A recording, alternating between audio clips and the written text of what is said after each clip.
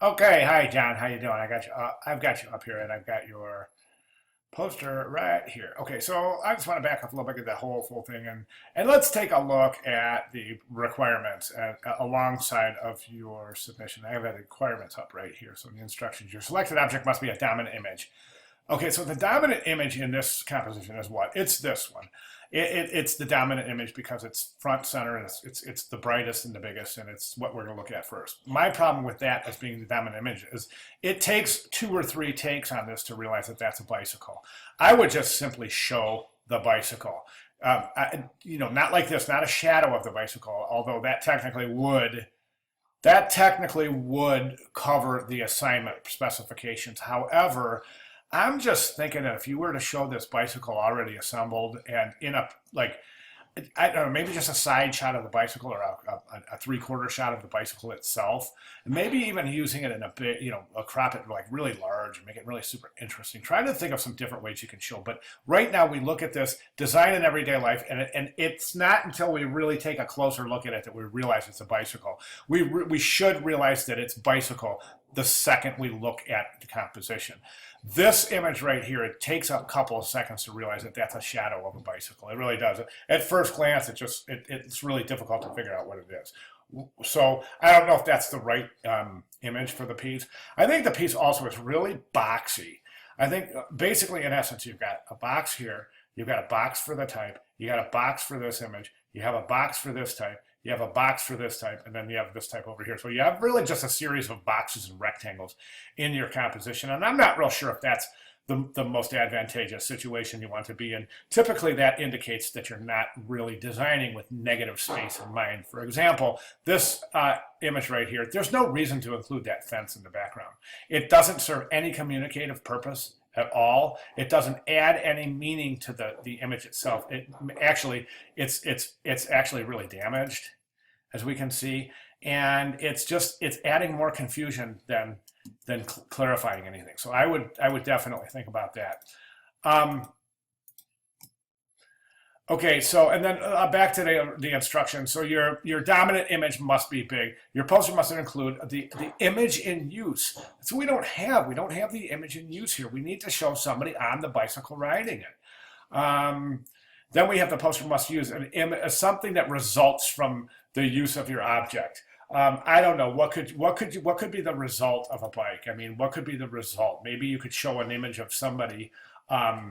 Riding a bicycle clearly right through traffic as all the cars stand at a red light, or something like that. But you have to show a result of using the bicycle. I mean, it could be a bicycle rider at the end of the day, real tired and with a drink or something. I don't know. I'm reaching here, but I just want you to realize that it has to show something that's a result of using the object. Okay.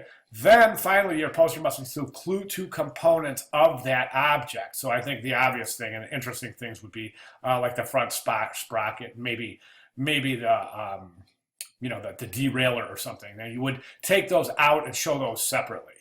Did you see what I'm saying? Okay, so and then let me see, paragraph of text. You got that design in everyday life. Then we have this. Let me see. The imagery must come in contact with the edge of the page twice. So you've got your bleeds here, so you're good with that. I'm just thinking there might be a more interesting way to show this.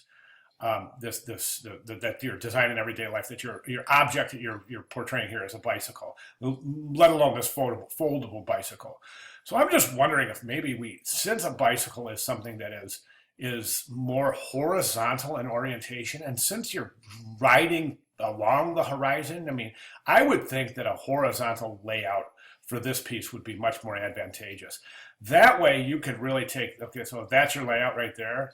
So you could really just take that whole, maybe just three-quarters of the bicycle and just slip it right in there, a big giant shot of the bicycle on the right side. So if you see that triangle, over here on the right-hand side, over here, I can't move this because, well, let me see how I could do this. Well, and just imagine that that's your composition, your 15 by 7, okay? And then you just slip that bicycle real big in right there, okay? Then you have your composition, design in the everyday design in your headline composition design in everyday life. And I quite like using Erica's example here because she's done such a good job at creating this composition. So I'm thinking that maybe creating a very interesting composition for your headline type might be a really interesting way to go. Big bike on the side, couple of images of the results, and then your typographic paragraph and your two components. Now, as we take a look at this type right here, a couple of things going on with your type here, John. Number one is this type is probably, let's see, I'm going to guess you're over 100 characters on that. Remember, our optimal character count is in between 45 and 65, sometimes longer, not typically any less.